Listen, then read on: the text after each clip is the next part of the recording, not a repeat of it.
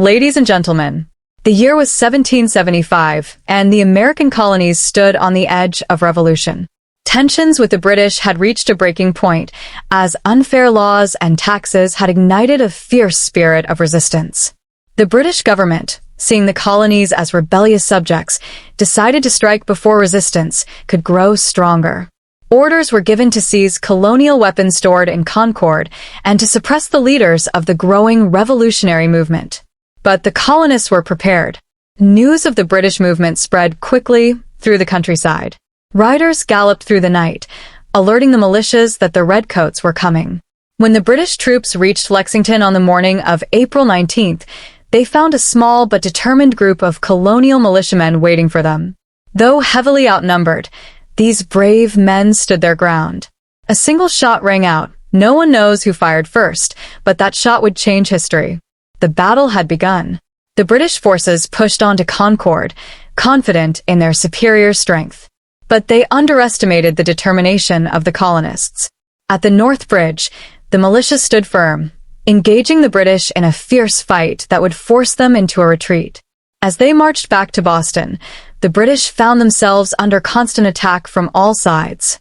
Farmers, blacksmiths, and ordinary citizens took up arms, proving that the spirit of liberty could not be crushed. This battle was more than a clash of soldiers. It was the birth of a revolution. The colonies were no longer just protesting, they were fighting for their freedom. The bravery shown that day sent a clear message. The people of America would not be ruled without their consent. The events of April 19, 1775, remind us that freedom is never given. It is earned through courage, sacrifice, and the will to stand for what is right. This battle was not just the first of the American Revolution. It was the spark that lit the flame of independence. Imagine a land filled with growing unrest, where people who had once seen themselves as loyal subjects of a great empire now felt the weight of oppression pressing down upon them. For years, the American colonies had been subjected to increasing control from the British Crown. The passage of harsh laws, including the Sugar Act, the Stamp Act, and the Townshend Acts, had drained the economy and fueled resentment. Each new restriction only deepened the divide between the colonies and their distant rulers. The colonies had no representation in Parliament, yet they were expected to pay taxes and obey laws designed to benefit Britain at their expense. As frustration turned into defiance, the British sought to tighten their grip. The Boston Massacre of 1770 had already demonstrated the dangers of this growing conflict, and the Boston Tea Party of 1773 further enraged the British government. In response, the Crown imposed the Intolerable Acts, punishing the people of Massachusetts by closing Boston Harbor and placing the colony under direct British control. These measures were meant to crush rebellion, but instead, they united the colonies against a common enemy. By early 1775, the colonies were on the brink of war. Militias had begun to form, stockpiling weapons and training for a conflict they knew was coming. The British saw this as treason. General Thomas Gage, the British military governor of Massachusetts, was given orders to suppress the rebellion before it could spread further. He planned to send troops to Concord, a small town outside Boston, where the colonists were rumored to be storing weapons and ammunition. The goal was simple: disarm the rebels before they could pose a real threat. But this was not just a military operation. This was a moment that would determine the fate of an entire people. The colonists were no longer willing to submit. They had petitioned, they had protested, and now they stood at a crossroads. Would they back down, or would they take a stand? As British troops prepared to march from Boston, they did not yet realize that their journey to Lexington and Concord would mark the beginning of a revolution that would change the course of history. By the spring of 1775, the British government was growing increasingly concerned about the rebellious spirit taking hold in the American colonies. To them, the protests, boycotts, and resistance were no longer just acts of defiance. They were signs of a dangerous uprising. The colony of Massachusetts, in particular, had become the center of this growing movement, and its leaders were becoming symbols of resistance to British rule. The British knew that if they could suppress Massachusetts, they could send a clear message to all the other colonies. Rebellion would not be tolerated. General Thomas Gage, the British military governor of Massachusetts, was tasked with enforcing British rule and preventing the situation from spiraling out of control. He had one clear objective: neutralize the colonial militia before they became too powerful. The British had received intelligence that the colonists were stockpiling weapons and ammunition in the town of Concord, just outside Boston. Gage was also under orders to arrest key revolutionary leaders believed to be hiding in the area. These men had been vocal in their opposition to British rule, and the Crown saw them as the masterminds behind the growing unrest. The plan was simple. On the night of April 18, 1775, a force of approximately 700 British soldiers would march from Boston to Concord. Their mission was to seize the colonial weapons, destroy military supplies, and, if possible, capture the leaders of the resistance. This would be a swift and decisive operation, intended to prevent further rebellion before it could spread. However, the British underestimated the determination and organization of the colonial militias. The colonists were not just a ragtag group of farmers. They were men who had been preparing for this moment for months. Local militias, known as Minutemen, had formed in towns across Massachusetts, ready to respond at a moment's notice to any British aggression. Many of these men were veterans of previous conflicts, skilled in using their weapons and well aware of the terrain. They had been training for war, knowing that one day the British might come for them. What the British did not anticipate was that their every move was being watched. Colonial spies and informants had infiltrated British ranks, and as soon as orders were given for the march to Concord, word spread quickly. The colonists had developed an intricate system of communication, using riders, lanterns, and secret messages to ensure that news traveled faster than the British troops. By the time the soldiers began their march, the countryside was already alive with movement. Patriots across the region grabbed their muskets, prepared for what they had long feared: armed conflict with the most powerful military in the world. What began as an attempt to control and subdue the colonies was about to ignite something far greater than the British could have ever expected. As British troops prepared to march from Boston toward Lexington and Concord, the colonial resistance sprang into action. The success of their movement depended on their ability to respond quickly, and on the night of April 18, 1775, an urgent warning needed to be spread. The British were coming, and the local militias had to be ready. The colonies had long anticipated that the British would attempt to seize their weapons and supplies. For months, they had set up an intelligence network, gathering information on British movements and strategies. Patriots within Boston kept a close watch on the British Army, and as soon as soldiers were seen preparing to march, the alarm was raised. The most crucial task now was ensuring that the militias in Lexington and Concord were alerted before the British arrived. Riders were the key to this strategy. Under the cover of darkness, they set out on horseback, racing across the countryside to warn the people that British forces were on the move. They rode through towns and villages, knocking on doors and calling out to those who would fight for their freedom. Each rider had a different route, ensuring that the message would spread far and wide, reaching as many patriots as possible in the shortest amount of time. But this mission was not without danger. British patrols had been stationed along the roads, hoping to intercept any messengers who might try to spread word of their movements. The riders had to be swift and careful, taking back roads and making quick decisions to avoid capture. Their lives were on the line, but they knew the risk was worth it. As the message spread, the response was immediate. Church bells rang, drums sounded, and men grabbed their muskets, ready to stand against the approaching British forces. Across the Massachusetts countryside, farmers, blacksmiths, and shopkeepers, ordinary men, prepared to fight for their freedom. Some had never faced battle before, but they knew that if they did not stand now, their chance for liberty might be lost forever. The midnight ride was more than just a warning. It was the spark that set everything into motion. The British had expected to surprise the colonists, but instead, they found a prepared and determined resistance. The alarm had been sounded, and by the time the British reached their destination, they were no longer facing an unarmed people. They were facing an uprising. As dawn broke on the morning of April 19, 1775, the British column of approximately 700 soldiers, led by Major John Pitcairn, reached the small town of Lexington. Their mission had been clear: march to Concord, seize the weapons, and suppress any signs of rebellion before it could spread further. However, the British officers soon realized that their movement had not gone unnoticed. Instead of finding a sleeping town, they were met with a sight that would forever change history: a small but determined group of colonial militiamen standing in their path. The Lexington militia, led by Captain John Parker, consisted of about 70 men, farmers, shopkeepers, and townspeople who had trained as Minutemen, ready to fight at a moment's notice. They had received the midnight warning and had gathered on the town green, muskets in hand. They knew they were severely outnumbered and had little chance of stopping the British force, but they stood their ground nonetheless. As the British soldiers advanced toward the green, Major Pitcairn ordered the militia to disperse. "Lay down your arms, ye villains, ye rebels," he reportedly shouted. But the colonists hesitated.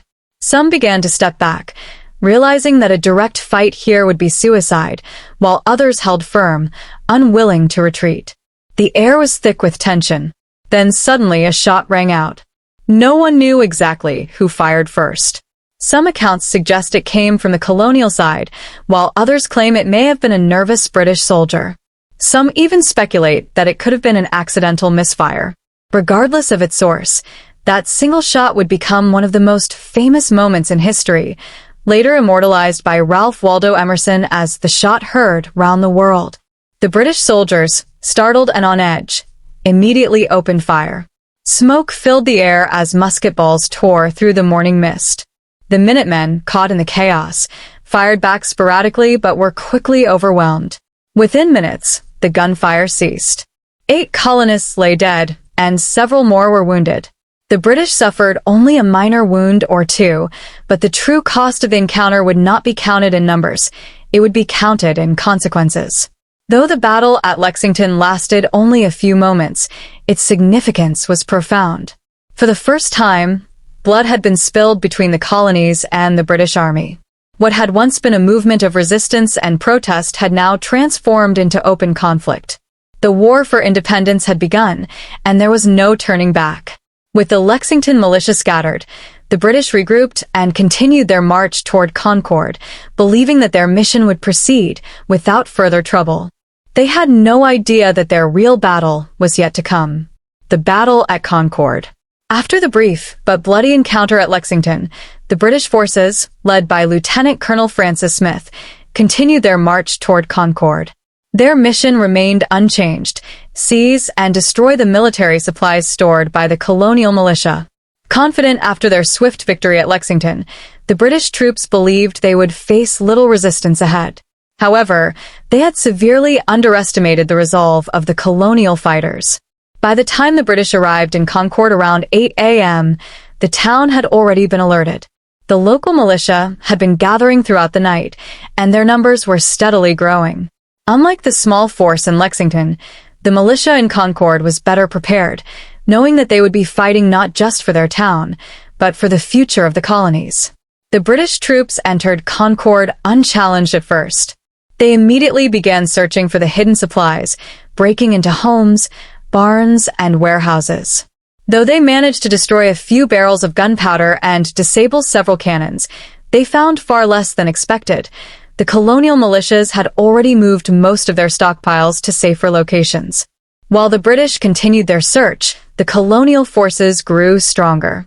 The militias, made up of men from surrounding towns, assembled on a hill overlooking the town. By mid-morning, nearly 400 Minutemen had gathered, and their numbers continued to swell. Watching from their position, they saw smoke rising from Concord. British troops had set fire to some supplies they had found. Fearing that the British were burning down their town, the militia decided they could wait no longer. They marched toward the North Bridge, a key crossing point over the Concord River, determined to take the fight to the enemy. At the bridge, a small detachment of British troops had been stationed to guard against any counterattack. As the colonial militia advanced, muskets at the ready, the British soldiers fired a warning shot. Then, a deadly volley followed. 2 colonial militiamen fell. But unlike at Lexington, this time, the Minutemen stood their ground. In a moment of fierce determination, the colonial forces returned fire with precision and fury. The British soldiers, now outnumbered and caught off guard, began to retreat. It was the first time colonial forces had successfully driven back British regulars in open combat. The sight of professional soldiers retreating before them filled the militia with confidence. The British army was not invincible.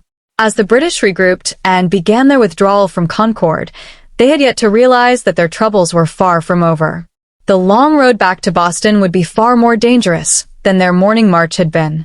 The colonists, now emboldened by their success, were preparing to make the retreat a nightmare for the British soldiers. In the early hours of April 19th, 1775, the British Army began its long-anticipated march from Boston toward Lexington and Concord.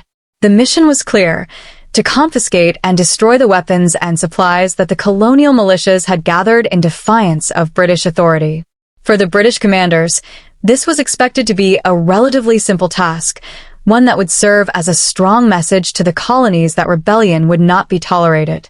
However, what they did not anticipate was the fierce and well-organized resistance they would encounter from the colonists. The British forces, under the command of Lieutenant Colonel Francis Smith, had approximately 700 men, regular soldiers of the British Army, trained for conventional warfare and accustomed to imposing their will upon any enemy. The march, which began in the pre-dawn hours, was intended to catch the colonists by surprise, with the soldiers hoping to reach the suspected armories in Lexington and Concord without facing any serious opposition. At the time, the British were confident that their troops could easily handle any local militias they might encounter along the way. As they advanced through the countryside, the British forces were unaware of the extensive network of colonial spies and informants. The American colonists had been watching the movements of the British for some time, and they were well prepared to respond when the time came. In fact, the entire operation was already known to key figures in the colonial resistance. The Sons of Liberty, a group of colonial activists led by figures like Samuel Adams and John Hancock, had been keeping close tabs on British troop movements for months. One of the most significant aspects of this intelligence network was the system of messengers and riders, notably Paul Revere and William Dawes, who had been dispatched on horseback to alert the local militias. By the time the British reached Lexington, the alarm had already been sounded. Colonial Minutemen were gathering to defend their towns, preparing for a confrontation that, until recently, had seemed unimaginable. The British soldiers, marching under the cover of darkness, initially encountered little resistance, but as they moved closer to Lexington, they began to realize that they were not alone in their mission. The colonists had already begun to mobilize, and their ranks were swelling. The British were entering an increasingly hostile environment, unaware of the strength and resolve that had been quietly building in the shadows.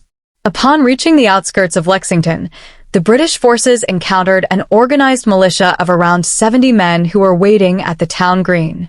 At this point, the British were still confident that they would quickly disband the resistance.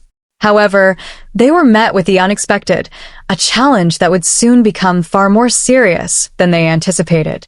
The stage was set for the first confrontation of the day. Despite their numerical superiority, the British troops were unaware that their actions had already sparked a much larger movement. They were not just facing a handful of unorganized rebels. They were facing a growing force of committed patriots who had been preparing for this moment for months. As they advanced further into the countryside, the British would soon learn that their mission was far more complicated than they had imagined. What began as a straightforward attempt to seize weapons would soon erupt into a full-scale military conflict that would change the course of history. After the fierce battle at Concord's North Bridge, British troops found themselves in an unexpected and dangerous position. For the first time, colonial militias had successfully stood their ground against the mighty British Army, forcing them to retreat. The mission to seize weapons and suppress the rebellion had failed, and now the British soldiers faced an even greater challenge: getting back to Boston alive. Lieutenant Colonel Francis Smith, the British commander, quickly realized that his troops were in trouble. They were deep in enemy territory, with miles of hostile countryside ahead of them. The colonial militias, no longer just defending their towns, had now taken the offensive. By this point, hundreds of Minutemen and militiamen from neighboring towns had joined the fight, and more were arriving by the minute. As the British soldiers began their retreat, the colonists put their knowledge of the land to devastating use. Instead of fighting in traditional European-style formations, they took advantage of their surroundings. They hid behind trees, stone walls, and houses, firing on the British column from all directions. This type of irregular warfare, what we might call guerrilla tactics today, was something the British were not prepared for. They were trained to fight on open battlefields, in well-organized lines, not against an enemy that attacked from cover and disappeared before they could strike back. The British march back to Boston quickly turned into a nightmare. Every step of the way, the colonists harassed them, forcing them into a desperate fight for survival. British soldiers, exhausted and low on ammunition, tried to maintain order, but the relentless attacks made it nearly impossible. At one point, Smith's troops were so overwhelmed that he had to send an urgent plea for reinforcements. General Hugh Percy, stationed in Boston, received the distress call and immediately set out with 1,000 fresh troops and 2 cannons to rescue the retreating soldiers. When Percy's reinforcements finally reached them outside Lexington, many of the British soldiers were near collapse. Some had thrown away their heavy gear in an attempt to move faster, while others were barely able to march due to exhaustion and injuries. Even with reinforcements, the British still had to fight their way back to Boston. The colonial militias, now numbering in the thousands, continued their relentless attacks, making every road, every hill, and every stretch of open land a battleground. The British retreat became a slow, grueling struggle. Whenever they tried to stop and regroup, the colonists would strike again. By the time the British finally reached the safety of Boston, they had suffered heavy losses. More than 250 British soldiers had been killed, wounded, or captured, a stunning blow to one of the most powerful armies in the world. In contrast, colonial losses were significantly lower. But beyond the numbers, something even more significant had happened that day. The British Army, once thought unbeatable, had been forced into a humiliating retreat by farmers, tradesmen, and ordinary citizens. The battles of Lexington and Concord had proven that the American colonies were ready to fight for their freedom, and the events of that day would set the stage for the long war ahead. But as the British soldiers limped back into Boston, they brought with them the sobering realization that the colonies were no longer just a rebellious nuisance. They were an armed revolution in the making. The battles of Lexington and Concord were more than just military engagements. They were the spark that ignited the American Revolution. Until that fateful April morning in 1775, the tensions between Britain and the American colonies had been escalating through protests, petitions, and economic resistance. However, the events of Lexington and Concord marked a turning point, the moment when words turned into war. Before the battles, many in the colonies still hoped for reconciliation with Britain. While there had been widespread anger over unfair taxation, military occupation, and political oppression, most colonists had not yet accepted the idea of full independence. Even leaders of the resistance, such as those in the First Continental Congress, were focused on negotiating with King George III rather than preparing for outright rebellion. But after Lexington and Concord, everything changed. Blood had been spilled. British troops had fired upon and killed colonial militiamen. The illusion of peaceful resolution was shattered. News of the battles spread like wildfire. Writers carried the story far beyond Massachusetts, reaching every colony within days. As the details became known, the bravery of the Minutemen, the British retreat, and the heavy losses suffered by the King's Army, public sentiment shifted. Suddenly, what had been a movement for fair treatment and political representation became a fight for survival and self-governance. Militias across the colonies began to mobilize. Thousands of volunteers, from New Hampshire to Virginia, took up arms and prepared for what they now saw as an inevitable war. Massachusetts, which had long been the center of resistance, was no longer standing alone. The colonies were beginning to unite, not just in protest, but in armed struggle. Politically, the battles forced the Continental Congress to take decisive action. Just weeks later, in May 1775, the Second Continental Congress convened in Philadelphia, and the discussion was no longer about petitioning the king, it was about organizing for war. The Congress authorized the creation of the Continental Army, appointing George Washington as its commander-in-chief. This was a monumental step, as it transformed the colonial resistance from a series of local militias into a coordinated military effort against British rule. Meanwhile, in Britain, the reaction was just as profound. When news of Lexington and Concord reached London, King George III and his government were outraged. They saw the battles not as a justified defense by the colonists, but as an open act of rebellion. There would be no compromise, no negotiations, only war.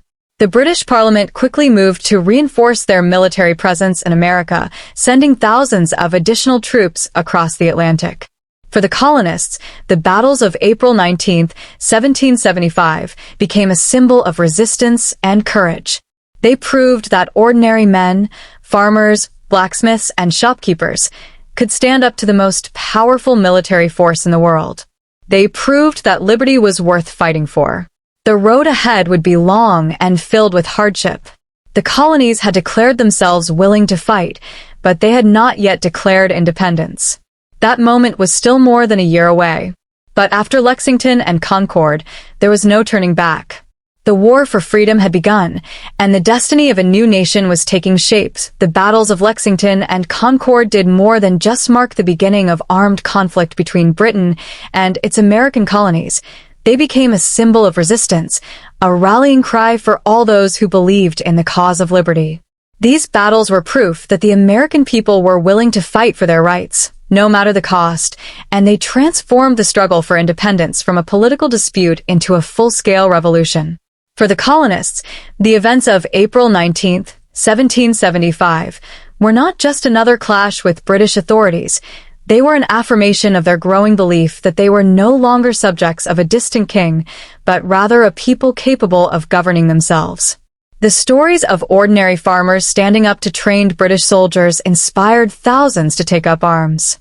Across the 13 colonies, men joined their local militias, towns prepared for war, and communities strengthened their resolve. The spirit of resistance that had long simmered beneath the surface had now exploded into open defiance. The image of Minutemen, farmers who had put down their plows to defend their homes, became legendary. These men were not professional soldiers, nor were they heavily armed, but their determination and courage stood as a testament to the ideals of self-rule and personal liberty. They were fighting not for conquest or wealth, but for the right to live free from tyranny. This idea resonated deeply, reinforcing the belief that the colonies were not just resisting British rule, but were engaged in a noble fight for freedom. The battles also had a psychological impact on both sides. For the colonists, the fact that they had stood against the world's most powerful military force and driven them back to Boston gave them confidence. It shattered the myth of British invincibility and showed that colonial militias, when united, could pose a real threat to British rule. This newfound belief in their own strength would fuel the revolutionary cause for years to come. On the British side, the retreat from Concord was a moment of humiliation. The British Army, long considered unbeatable, had been forced to withdraw under relentless fire from colonial fighters. This defeat, although small in scale compared to later battles, was a warning sign that the American resistance was far more formidable than expected. British commanders now faced a new reality. The colonists were not going to back down, and this conflict would not be easily contained. As the weeks and months passed, the battles of Lexington and Concord became a symbol of defiance, not just in Massachusetts, but across all 13 colonies. Newspapers, pamphlets, and word of mouth spread the story, painting the British as aggressors and the colonists as brave patriots, defending their land and liberties. Poets and writers immortalized the moment, ensuring that it would not be forgotten. The phrase, "the shot heard round the world," would come to define this pivotal moment in history, capturing the idea that what had begun in Massachusetts would have consequences far beyond its borders. This resistance did not stop with the battles themselves. The colonies quickly organized, with thousands of men surrounding Boston in what became the Siege of Boston. Within weeks, colonial forces had effectively trapped the British Army in the city, marking the beginning of a prolonged struggle that would eventually lead to the full-scale War for Independence. The events at Lexington and Concord had sparked a fire that could not be extinguished. But the significance of these battles extended beyond the immediate conflict. Over time, Lexington and Concord came to represent something greater, the idea that people have the right to stand up against oppression. They became an enduring symbol of revolution, not just in America, but in movements for freedom around the world. The courage of those first fighters inspired future generations, reminding them that liberty is never given freely. It must be fought for, defended, and preserved. The shot fired on that April morning did not just start a battle, it started a revolution. And from that moment on, there was no turning back. The battles of Lexington and Concord were not just the first shots of the American Revolution. They were the birth cries of a new nation. In those early morning hours of April 19th, 1775, ordinary men stood against the might of an empire, risking their lives for something greater than themselves. They did not yet know the outcome of their struggle, nor could they have imagined the trials that lay ahead. But in that moment, they made a choice to fight for their freedom, no matter the cost. The courage displayed that day rippled across the colonies. What began as a regional conflict quickly grew into a full-scale revolution. The Siege of Boston followed, then the Declaration of Independence, and after years of hardship and sacrifice, the birth of the United States of America. But it all started with Lexington and Concord, where patriots made a stand, proving that tyranny could be resisted and that liberty was worth fighting for. The legacy of those battles lives on, not just in the history books, but in the ideals that define the American spirit. The principles of self-governance, individual rights, and the power of the people to determine their own destiny were forged in the fire of that first confrontation.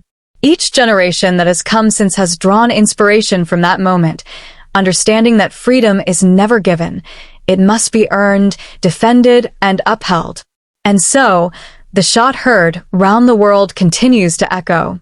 It reminds us that great change often begins with small acts of defiance, that ordinary people have the power to shape history, and that the fight for justice and liberty is never truly over. The men who stood on Lexington Green and marched toward Concord did not just fire the first shots of a war. They lit the torch of freedom, a flame that still burns brightly today.